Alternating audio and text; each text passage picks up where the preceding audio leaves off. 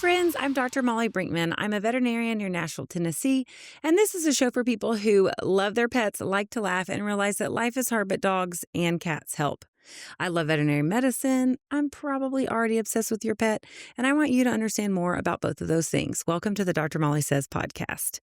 I have some fun things to tell you all about. So if you follow me on social media, you probably saw some posts about this weekend, but I am one of the co-founders of our nonprofit. It's called the Companion Project.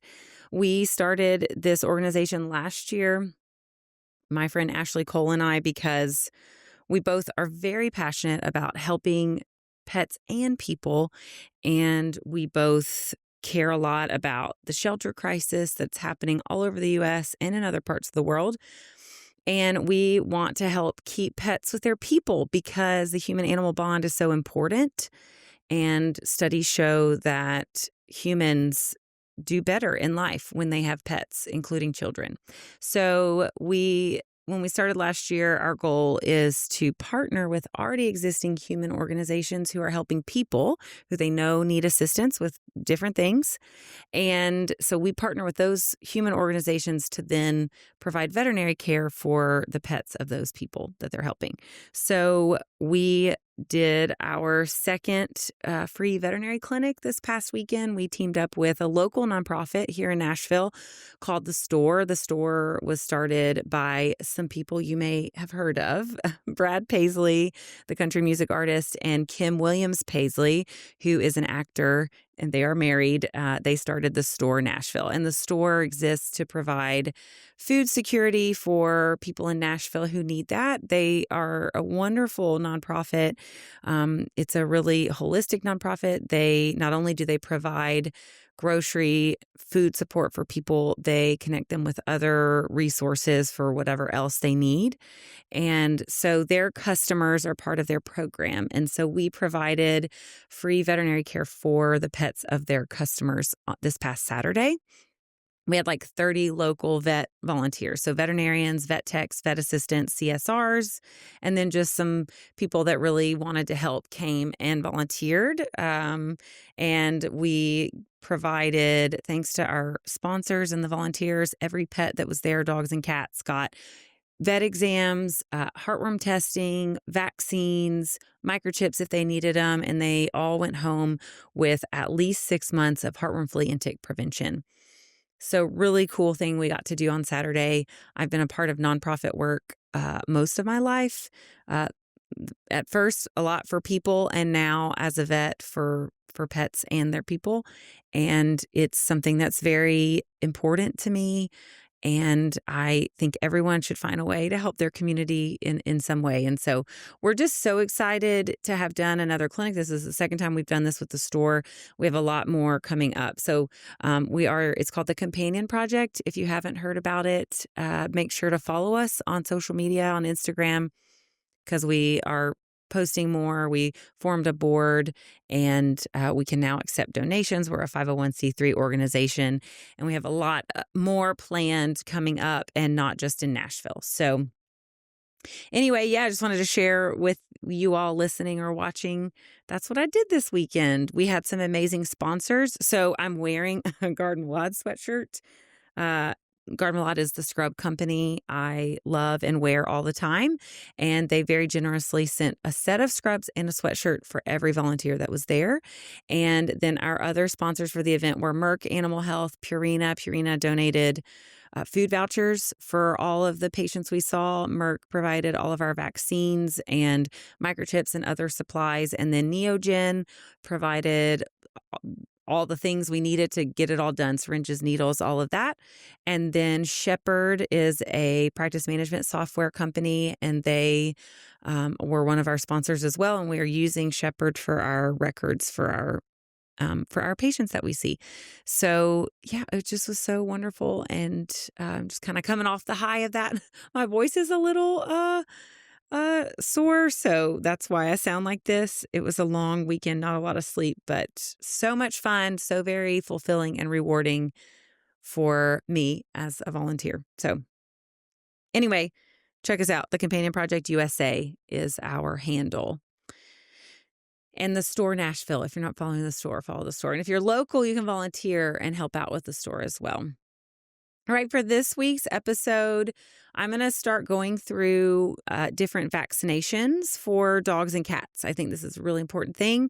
I've had multiple people request that I just sort of explain all the different vaccines there are to you, what we give, why we give it, and just information about it. So I would love to do that. There's a lot of vaccine misinformation out in the world, including about pet vaccines. So I think it's really important that pet owners really understand why your veterinarian is recommending what they're recommending. And so that's what we're going to do today. So we're just going to probably do one or two at a time. There's a lot of different actual pathogens we vaccinate for in our dogs and our cats. So we're going to talk about them just a couple at a time. So today, I'm going to tell you about 2 dog vaccines. These are dog-specific, canine-specific vaccinations, one being Leptospirosis, the other being Bordetella. And so we're just going to talk through these 2 today, and we'll cover the rest later. So make sure you stay tuned for the other vaccines. So let's get right into it. Leptospirosis is the first one. I am very passionate about Leptospirosis vaccination. If you don't follow me, you should. But I talk about Lepto a good bit just because it's something that I think is really important. And there's just a lot of misinformation, misunderstanding about the Lepto vaccine out there. So Leptospirosis, let's start with what are we vaccinating against? What are we talking about? What is Lepto? Leptospirosis is a bacterial disease. Okay. So the pathogen is Leptospira. People say it Leptospira. People say it different ways. There are different, what we call serovars of Leptospira. So different species of that bacteria. And so there are different versions, different flavors of Lepto that are out in the world. But it's a bacterial disease. It's what we call zoonotic. If you've never heard of the word zoonotic, it means it's a pathogen or a disease that can be spread from animals to people. And these are diseases we take very seriously, all should be, but especially zoonotic disease, because in veterinary medicine, we are protecting people by protecting pets against these diseases. And Lepto is a really important one. If you remember Hurricane Katrina in New Orleans, I always tell clients about this. When Katrina happened, there was standing water everywhere in New Orleans, and there were leptospirosis outbreaks in a lot of pets, and some people did also get leptospirosis because of that. So this is really, really important. Leptospirosis as a disease, if an animal or a person contracts that disease, they can get really, really sick, especially immunocompromised people like babies, young children, people with other illnesses, elderly. It can be fatal, and in dogs, it can certainly be fatal as well. The actual disease can cause kidney failure, liver failure. It can lead to clotting issues, and so it's usually severe and often sometimes fatal. So if dogs develop leptospirosis, kidney failure, I would say, is probably the most common thing we see. But it usually requires at least hospitalization. So it's a costly disease and it can be fatal. And so again, another reason why it's very, very serious. How do dogs get it? So dogs usually contract lepto by one of a couple different ways. It can be from contact with animals that are carrying lepto. So wildlife can carry leptospirosis. So mammals that are outside, raccoons, squirrels, other rodents, small mammals carry lepto. It's often spread via their urine. Direct contact can cause spread of lepto, so dogs can also spread it amongst themselves. But urine is where it can be concentrated, and so this is often a source of infection. And as we know, wildlife out in your yard and in nature, they pee everywhere, right? So urine can get in soil, it gets in water systems. And so that is how dogs come into contact with it. So they get exposed to the bacteria that way. Water, soil, puddles, standing water, small areas of standing water like puddles are a very big risk for that. It is not just out in the country or rural areas. So leptospirosis is carried by rodents, and rodents are everywhere. And so even in big cities full of concrete, leptospirosis can abound. And this is one of the misconceptions about leptospirosis. I think it's really important for people to understand that lepto has not always been considered what we call a core vaccine. So up until about 2 years ago, lepto was considered a lifestyle vaccine. So if you've had dogs for long enough, you probably know that in certain areas of the U.S. where we've traditionally vaccinated more for lepto, a vet might ask, "Oh, is your dog a hunting dog? Does your dog ever drink out of puddles outside?" And that used to be one way veterinarians determined if a dog needed a lepto vaccine. So please hear me now. The recommendations for leptospirosis vaccination have changed drastically. So even if a vet told you 5 years ago that your dog didn't need lepto, please listen. That recommendation has changed. This is really important information. Why has it changed? Well, first of all, it used to be that leptospirosis was more of a regional problem. So there are certain parts of the U.S. where lepto was found in mammals and in the environment more than others. The Southeast, here where I am in Tennessee, like with most things, has been a very prevalent area of lepto. But we now know, based on scientific research, collecting of samples and mammals and ground and soil and water, lepto is pretty much everywhere in the U.S. I know that there's a lot of other places in the world where it is. I don't know exactly where it is or isn't in the rest of the world. So what I'm speaking about with lepto right now is the U.S. So we do think lepto is widespread as far as being endemic or present all over the U.S. And so it's no longer really a regional recommendation. This is really important for any of you who are listening more on the western side of the United States, because it historically hasn't been a problem there, but we now know that it is a problem everywhere. And so basically, anywhere in the United States of America, if you have a dog, it is recommended by some large organizations in veterinary medicine that they be vaccinated for leptospirosis. So some of you listening right now probably have a dog who's never been vaccinated for lepto, and I'm here to tell you that they should be. So you should absolutely chat with your vet about it and talk about when to get them caught up and vaccinated or at your next annual appointment. Another misconception about the leptospirosis vaccine, that is another reason why some dogs are not vaccinated, is that there is a common myth. It's often perpetuated, honestly, by dog breeders, that the leptospirosis vaccine is more dangerous than other vaccines. There is a reason for this. So the actual manufacturer of the lepto vaccine years and years ago, we're talking like 15 to 20 years ago, the way that the vaccine was made, and I don't know all the exact details of this, it was a more reactive vaccine. So it did lead to more systemic negative reactions. And so that created some fear in veterinarians and other dog professionals that then was probably warranted.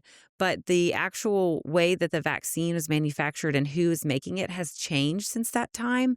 And so for the last, I think it's like 20 years, that has been a very safe vaccine when we compare it with other major vaccinations like the distemper parvo combo. And so if you're comfortable giving your dog a distemper parvo vaccine, then you should absolutely be comfortable giving a lepto vaccine, because studies show there is no increased risk of a vaccine reaction with the lepto vaccine. So again, this may sound like new information to you, and that I would not be surprised. But just please know there was a large JAVMA, actually, the Journal of American Veterinary Medical Association, did a survey about this to say for sure that the lepto is does not cause more adverse events. And so JAVMA did published a cohort from JAVMA published this safety surveillance report. Okay. So they looked at vaccine associated adverse events, and they looked at the data to see for leptospirosis vaccines, is that any higher than other common vaccines? And the percentage risk of an adverse event, meaning a true negative reaction to the vaccine, is about 0.19%. That means out of 10,000 dogs vaccinated for leptospirosis, 19.4 of them may have some type of reaction. This does not mean they died. This does not mean they even went into anaphylactic shock. It just means they had some kind of negative reaction. So it's a really, really small risk. This cohort surveillance study did report that certain factors made that even more likely.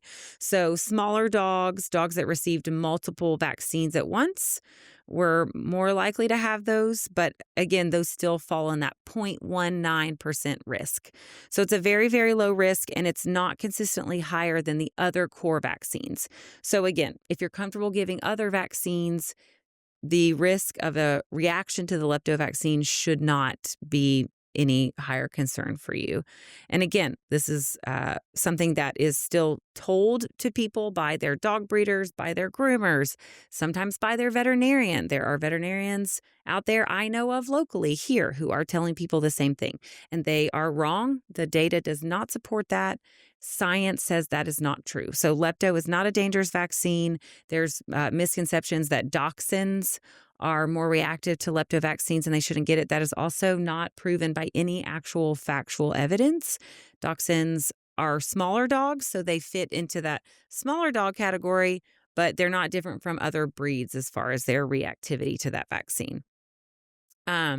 So if dogs develop leptospirosis, they are contagious to humans. And so if your dog were to develop lepto, they or get infected with lepto and have leptospirosis, then they could pass that on to the people in your home, including your children. And again, children are at higher risk of having complications from lepto. So this is really, really important.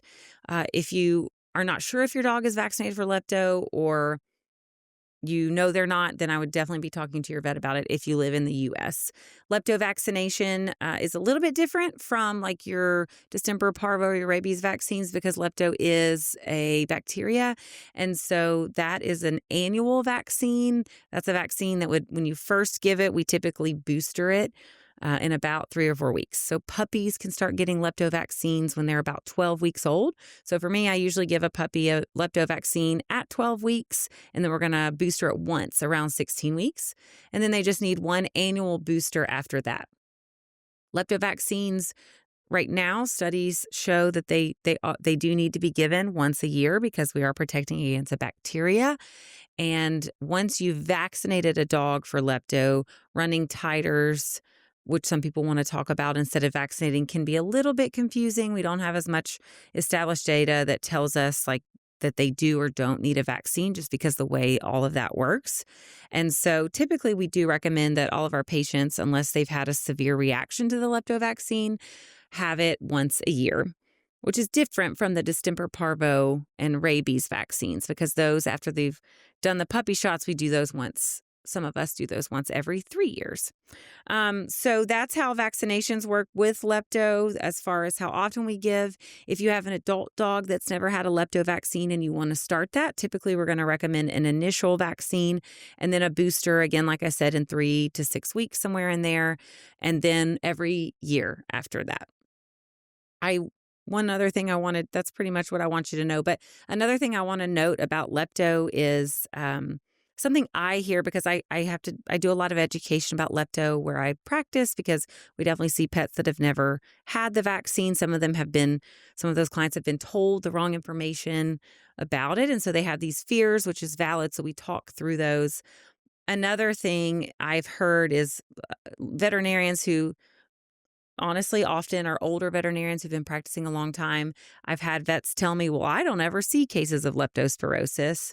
And what's interesting to me about that is something a mentor of mine told me one time.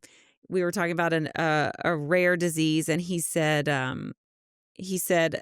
I've probably seen that disease, I just never diagnosed it. And so it's important to remember that in medicine, we don't always get a definitive diagnosis for what's wrong with our patients, right? So if a vet ever says, especially in an area like here where we have a lot of lepto, if they ever say, I've never diagnosed a dog with leptospirosis, well, I'm here to tell you they probably have.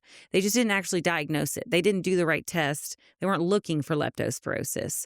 So anytime a dog passes away or gets sick with kidney disease, if they have acute kidney disease or acute liver disease, the way we treat that, we treat the kidney disease, right? Or we treat the liver disease. And so I would tell you that there are probably a lot of cases out there where a dog actually was infected with leptospirosis and a vet saw them, identified that they had kidney disease or liver disease, and whether that patient lived or died, if the vet didn't test them for lepto, there's no way to know if they did or didn't have lepto. And I'm not saying any dog with kidney or liver issues should be tested for lepto. I'm just saying some veterinarians may not be thinking about lepto, and so they may not test for it. And so just because they didn't test for it and diagnose it doesn't mean they didn't see a dog with it. I hope that makes sense. So, and again, people think about it as like a rural hunting dog vaccine, which is not the case anymore. I practiced for a year in downtown Nashville. I saw a bunch of dogs in high-rise apartments, and I diagnosed patients with leptospirosis who lived in high-rise apartments in downtown Nashville. So it really is a risk for all dogs, no matter where they live or what they do. And so, yes, the moral of the story is if you have a dog in the United States of America, you should absolutely be considering and doing lepto vaccination as long as it's safe for them. So, yes, I hope that's helpful. Please vaccinate for lepto. It keeps people safe too. The other vaccine we're going to talk about today is Bordetella. And most of you have heard of Bordetella or the kennel cough vaccine. The actual naming of this vaccine can be a little bit confusing, so I want to clear that up first. So Bordetella is what we call this vaccine. We make jokes in vet med because people have a hard time with that word because it is a funny name for the vaccine. So Bordetella, some people accidentally call it Portobella, the Bordella vaccine. Bordetella bronchoseptica is the actual pathogen that we're vaccinating against, okay? So Bordetella bronchoseptica is a bacteria, and it is a cause of kennel cough. The term kennel cough is actually just a broad term for infectious tracheobronchitis. It's just a lot easier to say kennel cough. And with ITB, infectious tracheobronchitis, it's what you think of when you hear the word kennel cough. Dogs are in some type of social environment, and a few days later, they start having this kind of dry, sometimes honking, hacking cough, and their throat is irritated. They sound like they're trying to cough something up, vomit maybe. It sounds like they're trying to vomit something up, and they have kennel cough. And so if you go to the vet with a coughing dog and they say, I think your dog has kennel cough, that doesn't actually mean they think they have Bordetella.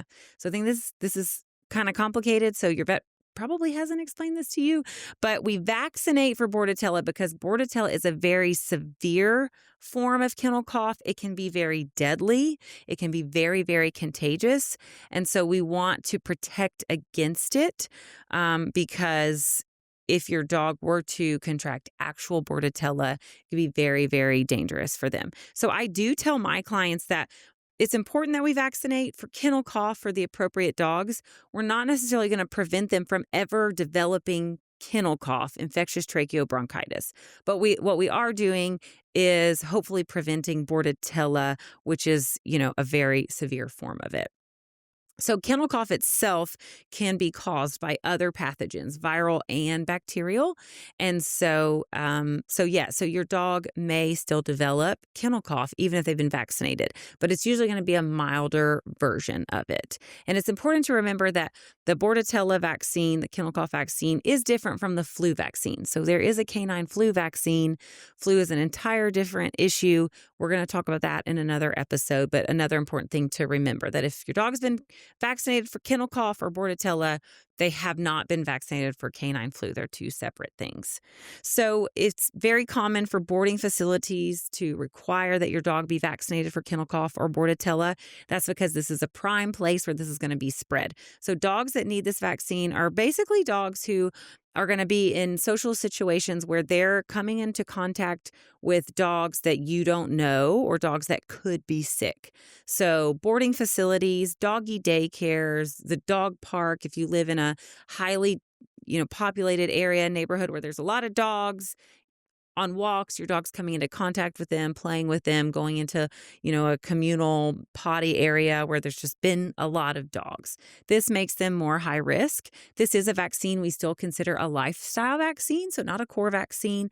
Technically, your dog can be exposed to kennel cough when they're getting groomed, or if you walk them around a pet store, even in a veterinary clinic. We do everything we can to mitigate that risk, but it is a possibility. So I personally like for pretty much all puppies to have gotten a kennel cough vaccine, so that that's part of their initial, immune coverage when they're puppies. And then after that, I discuss with my clients at their subsequent annual appointments, do they need more vaccination? For dogs who do need the Bordetella or kennel cough vaccine, we do typically require or recommend that once a year after their puppy series. There are different forms of the vaccine. So there is an injectable kennel cough vaccine, but we now know that the intranasal and intraoral version of this vaccine are actually more effective. So we get better immunity in the actual area where that disease is contracted and spread. And so there is intranasal Bordetella vaccination, that where we spray a liquid up their nose, and then oral, and that goes in there, like inside their cheek and their mouth. And so most clinics prefer either intranasal or oral vaccines. We do carry injectable if for some reason we can't get that into their face. But those are the three ways it can be given. Once a year is the typical recommendation. There are some boarding daycare facilities that are going to recommend that or require that that's given every 6 months. And so that sometimes is going to be what your veterinary office will do, depending on where you're going to have your dog boarded or go to daycare. This is a very safe vaccine. So side effects from that vaccine, sometimes dogs will maybe like sneeze or have a little nasal discharge afterward. I'm trying to think if I've ever really even had someone report that to me, and I haven't. But severe reactions to that vaccine are very, very, very rare. They're lower than the other like core vaccines that we talk about. And so, it's very, very, very low incident of any major issues from that vaccine. It's a very safe vaccine. It's a very helpful vaccine. And it's important to remember that even if your dog is not boarded, sometimes people associate the name Bordetella with a dog that gets boarded. That's not the only reason you would want to vaccinate your dog against it. So social dogs, they need the Bordetella vaccine, which is the kennel cough vaccine. Yeah, so I definitely get some questions about that. I think it's good to differentiate all those things. And, again, I always say this to you all. I say this to my clients. I was saying it to a client this morning. Being a pet parent is confusing if you're on the internet. Out there's a lot of misunderstanding, misconception about vaccines. I understand people are nervous about vaccines. There's a lot of chatter about vaccines in the human world. They're very important in the pet world for the human world as well.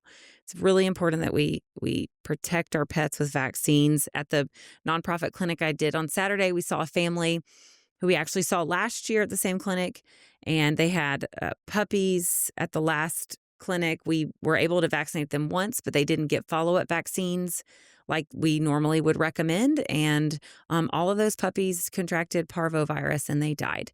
And if they had just been vaccinated properly, if they had just followed up and gotten the follow-up vaccines that they needed, that probably wouldn't have happened.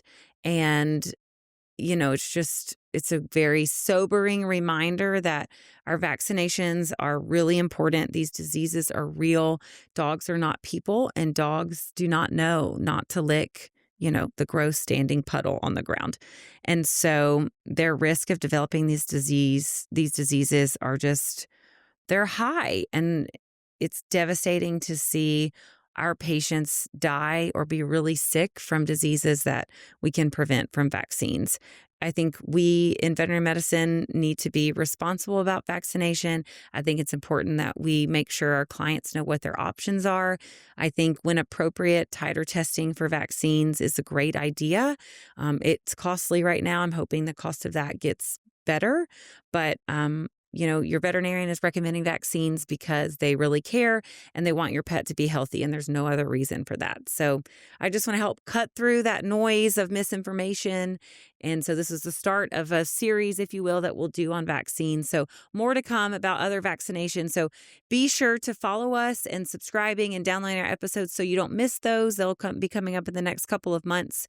If you're not already following me, I'm Dr. Molly Says on all social media platforms. You can follow our podcast pages or platforms.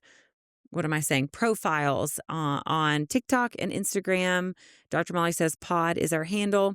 We are on every podcast platform, so make sure to listen, tune in, subscribe. We are also on YouTube, so you can always watch these episodes. Make sure to subscribe to our channel. Leave a review if you like it. Don't leave a review if you don't. Just kidding. Would love to hear your thoughts. You can submit questions to us. You can DM us through our Instagram. We also have a link where you could submit questions. I'd be happy to answer them. And I will see you guys next week on the Dr. Molly Says Pod.